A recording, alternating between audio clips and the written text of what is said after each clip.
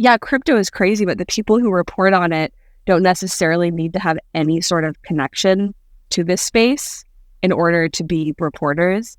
And some would argue that you actually should be as far removed from the space as possible, which is why so many organizations have really strict rules about what cryptocurrencies reporters can and cannot hold. And by that, I mean 0 is the bar usually.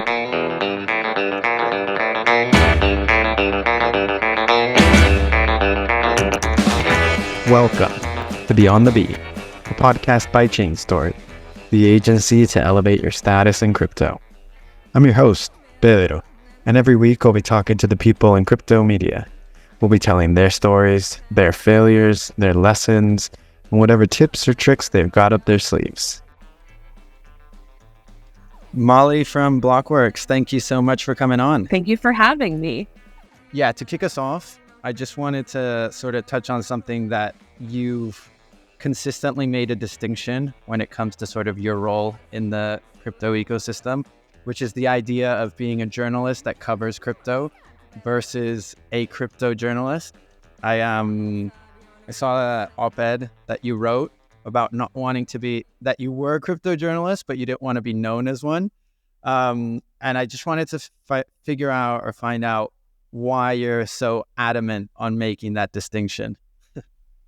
Sure. I explained this to a friend recently the other day. I was talking about going into the Blockworks office or something, and she goes, wow, it must be so interesting to see like what the people are like who work there, like what all the crypto journalists like wear, what's their fashion sense. I was like, well, it's not, because her point was because crypto is so crazy. And my response was, well, yeah, crypto is crazy, but the people who report on it don't necessarily need to have any sort of connection to this space in order to be reporters. And some would argue that you actually should be as far removed from the space as possible, which is why so many organizations have really strict rules about what cryptocurrencies reporters can and cannot hold. And by that, I mean 0 is the bar usually for the bigger mainstream media orgs.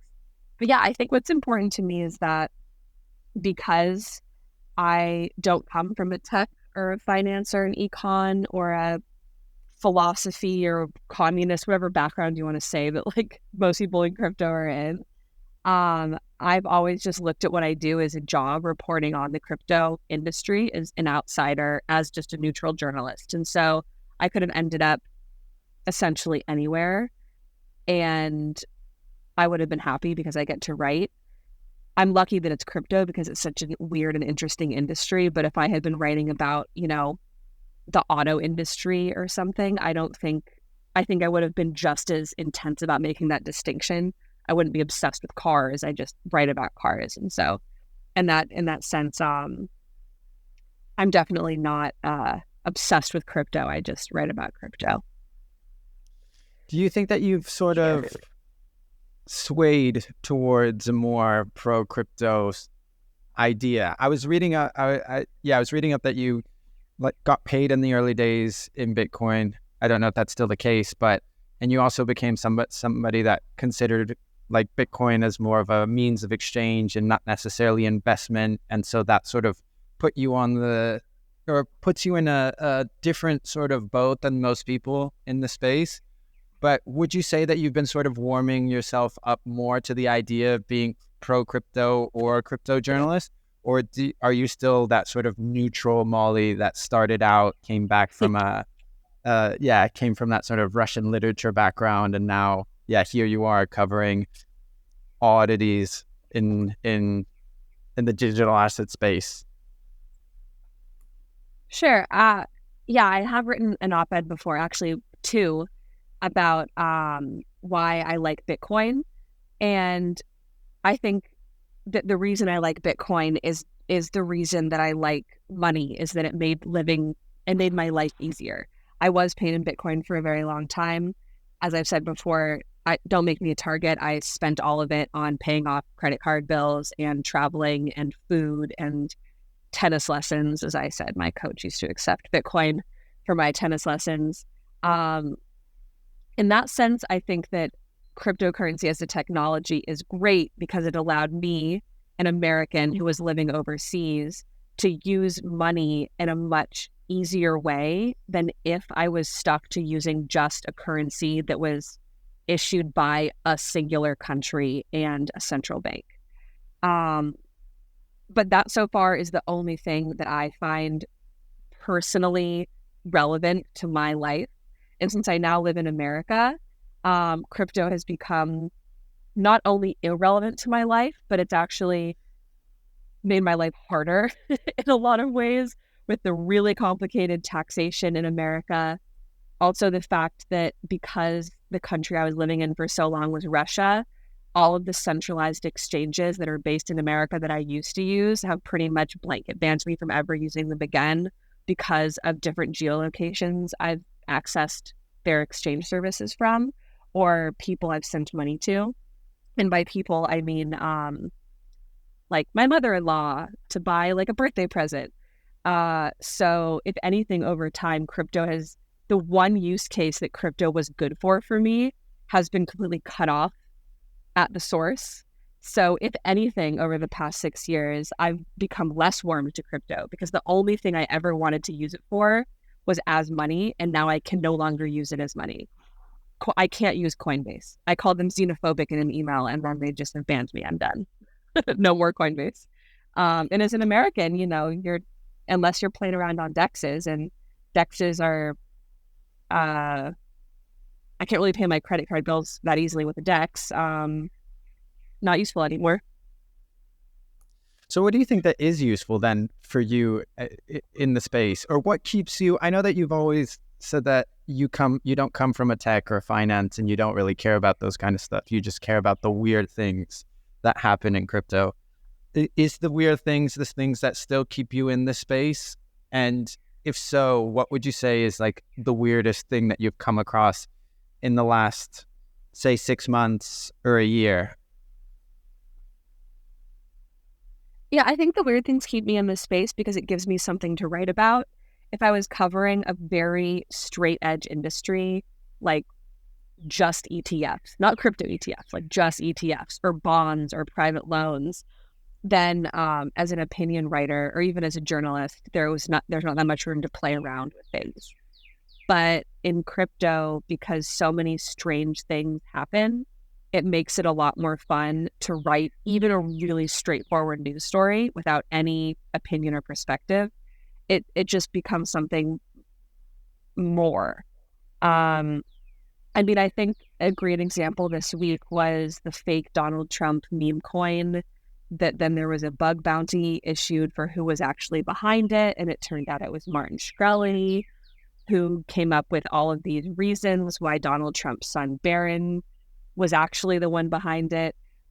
You don't have to be an opinion writer and write a funny column. You could report on just the facts of that. And that is one of the strangest news stories in finance. And I'm sure it will be top tomorrow. So, yeah, I think it's cool to report on an industry that at its core is very, very technical, but then the actual events that are covered are really bizarre and are universally entertaining to anyone to read. You don't have to care about cryptocurrency or privacy to be entertained by these sort of stories that media outlets put out about cryptocurrency. And do you think that the sort of crypto industry has a sort of knack or an inclination for these sort of bizarre things to happen? Or is there any other industry that I suppose that you might have seen the types of stories or the types of things that happen unravel in anywhere else? I think that with technology, there's always going to be weird stories in general. So obviously we've seen some strange AI stories coming out. Any sort of startup stories from Silicon Valley, you know, sometimes you'll hear about cults or things, you know, just whenever there's people that are very smart that are working on something very specific with a lot of money, these stories tend to happen. I wouldn't say there has been any other industry that has been quite as loud about its eccentricities like cryptocurrency in recent memory, but I also always blame that on the sheer amount of money that has entered this industry and how quickly it's entered this industry. I've written about this before, is that like the world of celebrity and Hollywood gossip and covering Hollywood, there are people that are very wealthy and very public that have this money and they do strange things. But most people in Hollywood don't become billionaires overnight because of investing in a meme coin. And so they go slowly. They're introduced to the public gradually. They have PR people, they have representatives that teach them how to act in the world. And in crypto, no one has that. And so there's this, there's no barrier between you and just the rest of the world, which is why people do such strange things in crypto, I think. Yeah, no, it feels like it's definitely one of the most bizarre places that I've worked at, and that I continually get thrown off by the bizarre things that happen. I had, like, something that comes to mind was that also involves you was the purchase of Vincent Van Gogh as things that Oh only yeah, I happen forgot in the about him. crypto space. I had to mute his owner because I'm afraid he's going to be eaten, and I don't want to see the meat of the goat that I bought with the intention of the goat being alive. Um, yeah, because some of his other goats have that were purchased with cryptocurrency in Africa have been eaten. I'm not sure if you've seen. They've been I yeah, I slaughtered wasn't and aware. barbecued. Yeah, they're being eaten one by one. So I'm I just feel like it's pretty terrible, but at the same time, it feels sort of oddly very crypto, or like as an industry that sort of eats up its own, and there's this so like this. I mean, some are obviously warranted to eat up their own, like they've earned that sort of consequence for themselves. But yeah, it seems oddly aligned, I guess, with some things that happen in our industry. Um, I want to touch on what we talked about in the beginning, which is you as president of the ACJR. You're also a founding member of the ACJR, and I'm just curious about why what were those early stage conversations that took place for you guys to build the organization, create the organization, and what was the end goal of it, or what is the goal of the ACJR, especially has that shifted over time? Was the things that we're working on now similar to the things that you were working on in the past? Could you like sort of take us through that sort of trajectory? sure. So I joined when it founded, which is I think 4 years ago. Kind of by accident. I just happened to be working on a separate project with June, and when their secretary stepped down, I think he saw that I was organized, and so he asked if I wanted to join. I don't think he knew me that well beyond that. I just was like organized and clearly like, answered emails, answered texts in a relatively timely manner, which is really hard to find people that to do that nowadays. So in the beginning, it was really a lot about how to get really big organizations and everything on board. And so we spent a lot of time doing outreach with all the crypto orgs to try to get all of their members to join. So like we got all of Decrypt, I believe Decrypt to join. And we wanted to really have representatives from every one of the big media organizations at the time on as the founding members. So that's we had Laura Shin, we had John from Cointelegraph, we had CoinDesk, like I said, just like to get everyone there. I think over time we've started focusing a little bit more on community, if that makes sense. Like over the past 4 years, one of the biggest things I think the ACGR has done is all of our in-person meetups, at every conference or in a lot of big cities across America, soon to be Europe. We like to offer free alcohol and food in bars or locations for journalists to come and hang out with each other. And I think that that's been really valuable because we don't always get to see each other, and we work for rival publications a lot of the time. So getting everyone in one room just to chat for a few hours, I think has been really great. I will say, looking forward, we're trying to become a little bit more serious about some of our original intentions. So we're having a lot more webinars just to get, new journalists and then journalists in this space that have been around for a while, just to connect them with more experts. One thing that I'm really looking forward to this fall is we're going to hopefully be launching a mentorship program to connect people in crypto that are starting out as journalists or researchers with people that have been around for a while, which I think is what the ACJR comes back to, which is that idea of community. And just, journalists have organizations, and business journalists have organizations, and financial journalists have big organizations, and crypto journalists are sometimes maligned because we cover like a weird industry, or we cover an industry that people see as like a cash grab. And people are also, they often conflate crypto journalists with the bad actors in the crypto space. They assume that just because you cover crypto means that you are similar to some of the bad people that you potentially could cover. So it's nice just to have a place with all our own. Yeah, I get the same sometimes, that people, and it's sort of tied back to the idea of being a crypto journalist or just being a journalist in the crypto space, which is people just expect you to be a whole part of this whole like melting pot of the industry, when sometimes like journalists or other people just are a bit more, or should be a bit more, removed from what's going on, or should be considered, I suppose, removed from what's going on. And in that sense, do you have anything that's, or like touching on the idea of building a space for early stage journalists sort of start building up their careers and start understanding the nuances of how to cover the space, how to interact, how to reach out to sources, say, or just the general pitching process? Do you have any tips or tricks that you might have picked up in the early days that have really helped you in your career, or things that you might, like if somebody was saying, Molly, I'm just starting out and I'm not really sure if I, for example, should niche down, or if I should go down the writing route, or if I should, or how should I pitch you if I've got an op-ed that I think might be interesting?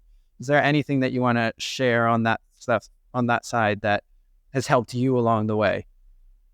Yeah, I think it's always really important just to know who you're speaking to. I've had people pitch me and not realize I'm an opinion editor, which is fine. They'll pitch me a news story and I'll say I can't do anything with this, but don't do that more than once. It's like sort of like logical things that I feel like in crypto, because again, there's so much money and there's a lot of pressure to get your project covered, or to, make the right connections, that people don't sometimes stop and think about the best way to make actual genuine connections.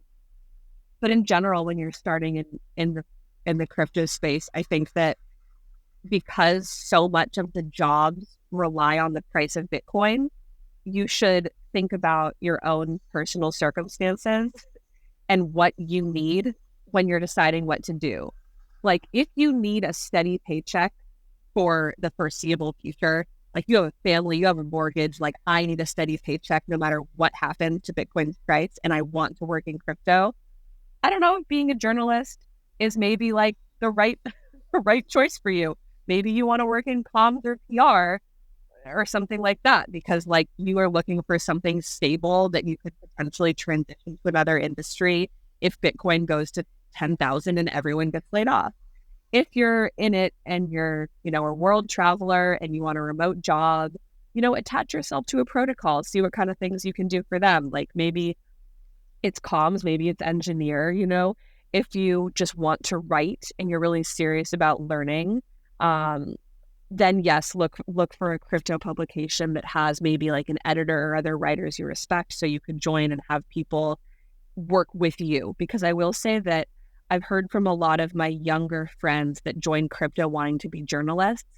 When they join a really small crypto news outlet that doesn't have quote unquote adults in the room, you don't need adults in the room to succeed, but they don't get the mentorship they're looking for. And it can be really hard to succeed if you're counting on having someone over your shoulder giving you some sort of direction. So those would be my tips. Do you have any sort of writing tips as well, or any, or I don't know, anybody that you looked up to or that you think is worth sort of any books or any, I want to touch on books later on, because I know that you are a bookworm and you've written an op-ed and some stuff along those lines. But on the writing side of things, or I guess a different way to sort of phrase the question is, what sort of writing, especially being an op-ed, like an opinion editor, what sort of writing do you think that we're missing more of in the space? And this can be within the sort of op-ed sort of vertical, to call it that, that you think that you'd like to see more of, and that you think that the industry itself needs to see more of. You know what? I loved that publication that closed very many years ago now called Breaker Bag.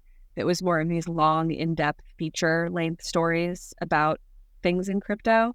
But there's just no more money in journalism, and I fully understand why we can't just have people.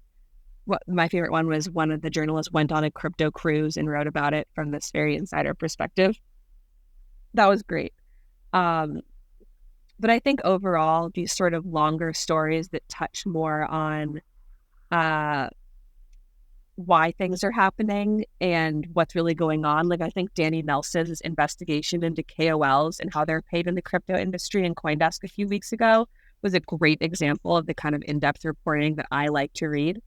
Because a lot of crypto publications do what other publications do, which is they want to be first and they want to be fastest. And so it's these sort of short little news blurbs that are great if that's what you're looking for. But I love to just sort of sit back. Like my favorite thing is when a new essay from The Cut drops, like an unhinged sort of long read that I can read over my lunch break and discuss with my friends. And I think crypto doesn't have as many of those stories as it could, considering the things that are happening in the crypto industry. Another great example is from Blockworks. David Canales did a really great in-depth piece on I believe it's called Crypto Whales, that new crypto reality show hosted by CoinMarketCap with Anthony Scaramucci as a judge. Really bizarre show, but I loved David's like in-depth. It wasn't just, an article like there's this show that launched and this is who was on it. Like he really got into what is going on with this crypto reality show that you can buy on Apple for, like X number of dollars. Yeah, we should tag that on to the sort of weird and bizarre things that happen in crypto for sure. And then as an opinion editor, why do we need more op-eds themselves? Like, because I feel like crypto is quite tribal. There's a bunch of sort of cultural sort of counterbalances, and you've got this whole idea of calls and everything, even though it is like transparent, I guess, on a technological level to a degree, if you can like read the on-chain data and that sort of stuff. But then how do you sort of balance that out with the idea, or with all these sort of, as an opinion editor, these counteracting opinions that sometimes might just feed into that sort of tribalism that exists around the industry? And I think especially like in press, we might be sometimes sort of captive to these sort of things. Like I do think that, and this is something that I talked about last week with Laura Shin, which is the idea of like us being a really self-serving industry. And it's interesting how a lot of, when you're reporting, like a lot of founders or executives or projects expect you to sort of be, this is great and this is wonderful and sort of PR-y in a way. So how do you match that up with the idea that we need sort of more incisive and hard-hitting and like well-developed opinion articles about the differences that might happen in the space in a constructive way?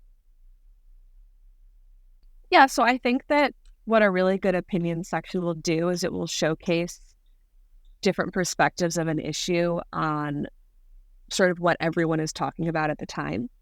And people can say, well, there's like a medium for that, Substack, Twitter.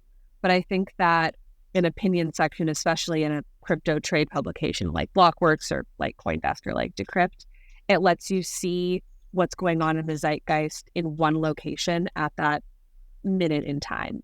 And so that's why I often try to source my op-ed contributors from a really divisive conversation happening on Twitter, where I'll try to talk to both sides, both people that are starting the online argument, and say, why don't you just turn this tweet into 500 words and put it on Blockworks? And I say that to both sides, just so that people will have this one location to sort of make up their own mind. I do feel like there is a lot of misconception about what an op-ed section or an opinion section is. We found recently that some people did not understand that op-ed meant opinion. I mean, it stands for opposite the editorial page. Obviously, we don't have a print publication, so we're not publishing the opinions opposite any page on paper. But an op-ed section is not a place for a newsroom to say their own opinion that they secretly feel the whole time about some issue. It's a place to, it's sort of like giving the public a little boost, a little place to grandstand for 500 to 800 words. Please never grandstand for longer than that with me. No one is going to read your 2,000 word opinion. So that's why I think it is important, because otherwise you're just getting news story after news story, and not every news story is a winner. And sometimes there will be a news story that is more laudatory than it should be.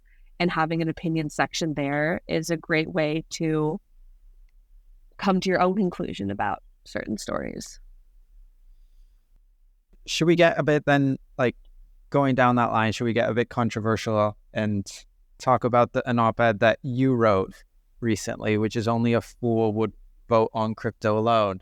What do you think of the backlash that received? Because I feel like I aligned a lot, or just very nearly completely, with what you guys wrote in it. But I know that obviously, once again, the crypto space is very odd, and politics is on itself is a touchy subject. But what was it like that for something to just sort of spin out of control, or if it did spin out of control, what did you think of sort of the reaction that you got from something like that? I think, let me see if I can find this Twitter DM that I think sums up the issue with the public reaction to the op-ed that I co-wrote with my colleague, Jeffrey Albus, who said, "Let's write this together so that you alone won't receive any brunt of backlash." And everyone's eyes just glazed over the fact that there was behold, someone else, a second author. Give me a second to scroll through. Okay, great. So I got this op-ed, I got this DM. Not to go into too much detail about the op-ed, but what Jeffrey and I were saying, and this is the opinion that we both hold separately from Blockworks, is that if you have not yet made up your mind about the election in America in November, if you're still looking around, you're shopping around candidates, and you're trying to decide who to vote for, we don't believe that crypto, or what any candidate says about crypto, should be the reason that you vote for that candidate on either side. We think that there are more important issues. We think that campaign rhetoric is very empty a lot of the time.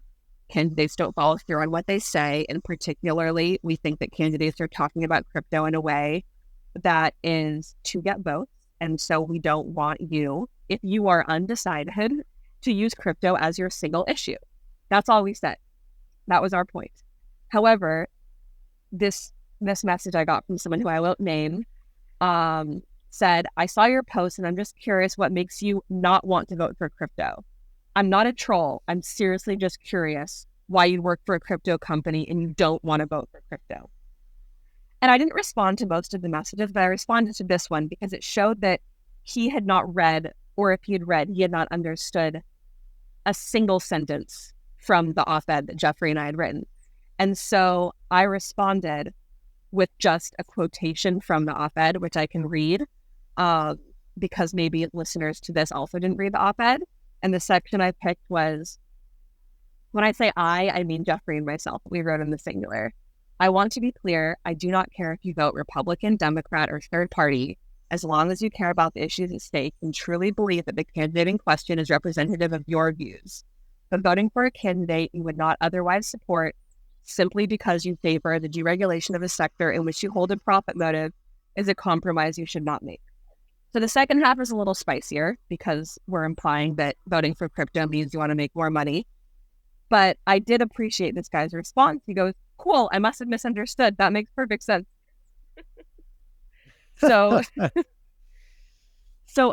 if anyone listening to this did not read the op-ed, just read the headline, just read what Ryan Selkis tweeted or someone else tweeted, I just ask you to read it again with the open mind of this non-troll and just then decide what you think. But if you read this op-ed as Molly Jane is anti-Trump, Blockworks is anti-Trump, you have not read it correctly. Yeah, I think that it's so interesting because it's like another case of that people read just what they want to read. And so instead of just like actually combing through it and applying just a bit of critical thinking and understanding what's going on or what's being spoken about, but people just immediately either read the headline or a couple lines and then they add on their biases, and then that's the way they have to go down. Like I wrote an article last week about the whole Pleaser DAO, Martin Shkreli lawsuit, Wu-Tang Clan. Suing, yeah. Yeah, and all I did was name like an open source justice protocol, and didn't even say the word decentralized, didn't say anything, just named it. And then I got a bunch of people messaging me being like, why are you calling this protocol decentralized when it's not decentralized and this and that? And I literally went through it again a couple times being like, where did I write decentralized anywhere? Where did I do any? And they're like, yeah, but you can clearly see the intention and the implication of what you're writing as this. And it's just like, well, I mean, I don't think I can help you anymore, or I should just answer this because it just doesn't make any sense. And I do like commend you and Jeff for writing it, because I do think that we need to sort of look beyond crypto as just like the main reason why we're voting. And I've always found it interesting that we sort of buckle at any politician that just comes in our faces and says like, oh, I'm going to keep Bitcoin mining in America. And then everybody's like, oh, this is the best thing. And now we have to support this person or that person. It's just a fascinating sort of exercise of mental gymnastics that an industry that calls itself sort of beyond that, or critical thinking and everything is first principles and that sort of stuff. And then as soon as you hear like, yeah, somebody say something pro Bitcoin on or pro crypto on the TV, that's all you need to sort of backtrack on everything you've said. It's just, yeah, it's fascinating. All we asked was for people to think critically, and then no one read critically. So that was frustrating. If you read my piece and said, I've thought really long and hard, and I believe crypto should be a single issue vote, as some people did, and we even have one or two opinions in the Blockworks op-ed section with that, okay, they just disagree with me. That's perfectly fine. But disagree with my argument. Don't disagree with what you think my argument is, I guess would be the... I feel like that's a great segue into another op-ed that you wrote, which is Dear Crypto, read a book already. And sort of I do think that obviously the lack of critical thinking and the lack of a sort of being able to look at something and just understand what's being written, like this sort of like comprehending what's happening or what people have in front of them, is a sort of byproduct or a direct consequence of the lack of reading. Going off that op-ed, I feel like you'd agree.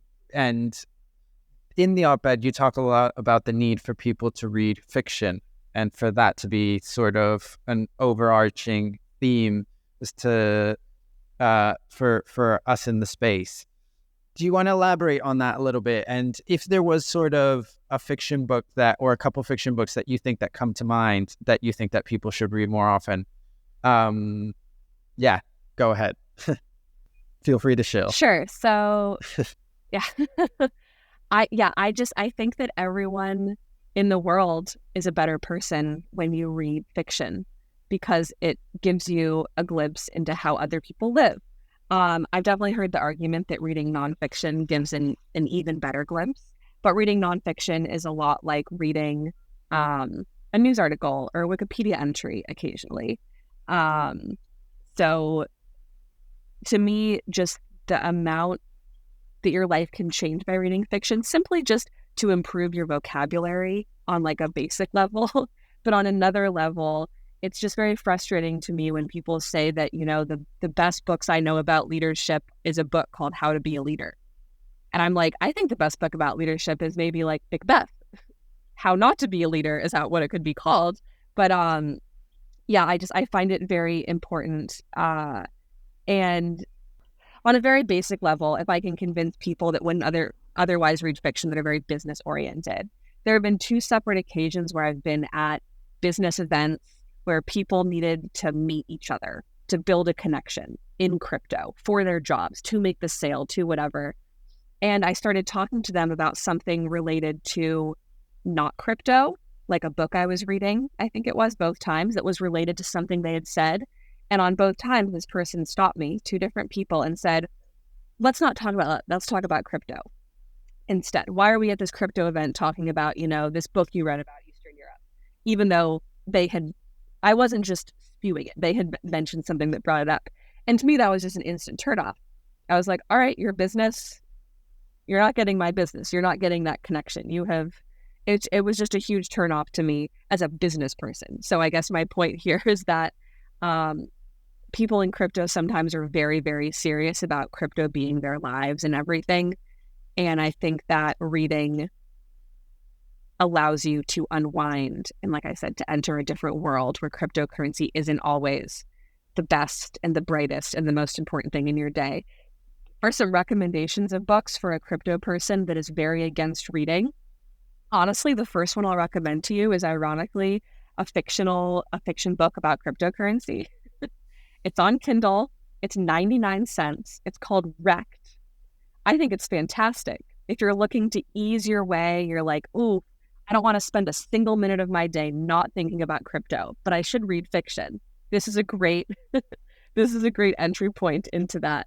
And then, of course, there are books that I just think it's very useful to be able to know what everyone's talking about. So for crypto people, that's like being on Twitter. For me, that's looking to see what like David Sedaris recommended this month or what the New York Times Book Review recommended this month. So if you want to just feel like you're a little bit connected with humanity, look at those things, go into a bookstore and just read what people are recommending. You don't have to go back and read you don't have to read like, War and Peace or a bunch of Tolstoy to feel like you're really getting the true fiction experience. I, for one, am a huge fan of Leanne Moriarty, who wrote The Big Little Lies, Some people say that book is trash. I say that book makes me a better writer because I read it and I understand what entertains people. And then I can turn that into my op-ed job, or I could just enjoy it as a human, in the world. So that's my pitch for reading fiction. Yeah, I totally agree. And I also used to. I'm a massive bookworm, and I used to not read that. I would read novels, but then I sort of staved away and sort of got into history a lot and other sorts of things, and then business a little bit. And then I've slowly been easing my way back into fiction. And then it's funny because so I know that you're all about Russian literature. And I just, a book just arrived yesterday. I don't know if you've heard of it, from George Saunders, which is a Swim in a Pond in the Rain, which is a sort of, so it's a weird sort of mixture or combination of like Russian short stories and then explaining the structure of those Russian short stories. And so it's that sort of fiction, but then applied to the writing process. Is that something that you actively do? Sort of read fiction just to unwind, or sometimes read fiction because maybe somebody recommended it to you because you think it could have, or they think, hey, have you noticed that this structure is written this way? Is that something that you actively think about, or is it fiction just for the sake of enjoyment? I occasionally think about it when I'm reading something really good. I think about how the author draws the reader in or is using words in a way that I haven't enjoyed before. I just read a book yesterday called Foursquares by Bobby Finger that employs this sort of pretzeling of two narratives, which is pretty common. It's like half the book is in 1994, half the book is in 2022.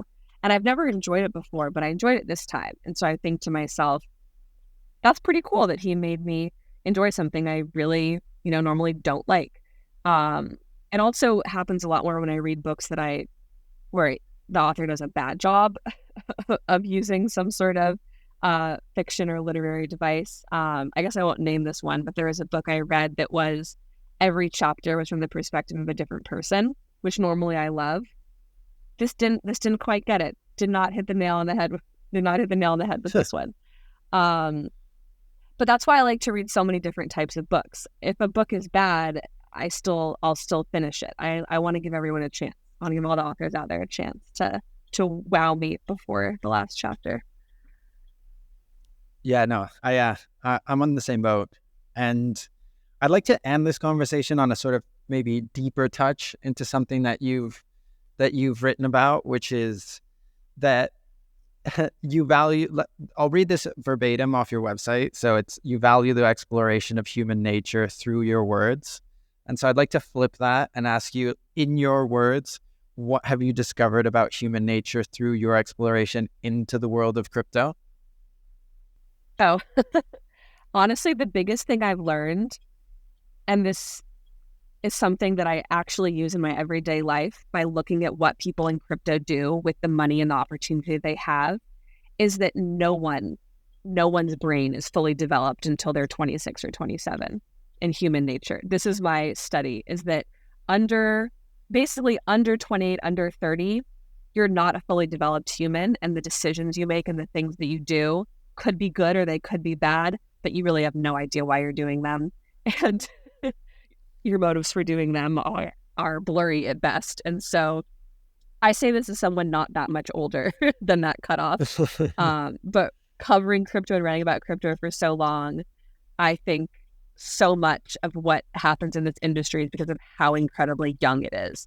And I say that in like the good and the bad, like the risks that crypto people are willing to take because of their ages and because their frontal lobe is not fully developed yet are these wild swings, and they can work so well and they can work so terribly. But I really appreciate how people are willing to just really do the thing in a way that other industries aren't, because their brains have fully finished, all the neurons are firing. Most of us, the neurons aren't fully firing. And that's why it's fun to write about, because people's brains aren't fully there. Not like RFK's brainworm, but, No, I love that idea. Like the sort of general consensus that since the industry is sure, you have older people working in the industry, but then the collective age. You definitely have older people, yeah. Yeah, no, but then you have like young. The collective age is, super young. And so we're just decades away from reaching that sort of maturity. And I love that. I love that a 25-year-old is like, I'm going to be a millionaire. I'm going to launch this DEX and it's going to change the world. And then sometimes it does. That's fantastic. But if he was 40, he might not have done that. He might have been like, oh, my kid needs to eat, so I'm going to, work at a bank. So. No, I think that's a great moment. Takeaway. That's a great thought to end on. So yeah, Molly, thank you so much for coming on. And looking forward to the next op-eds that you're going to ruffle some feathers with. Great. I'm supposed to write one after this call, but I might have to go swim in the lake again. We'll see. You should. All right. Take care. You as well.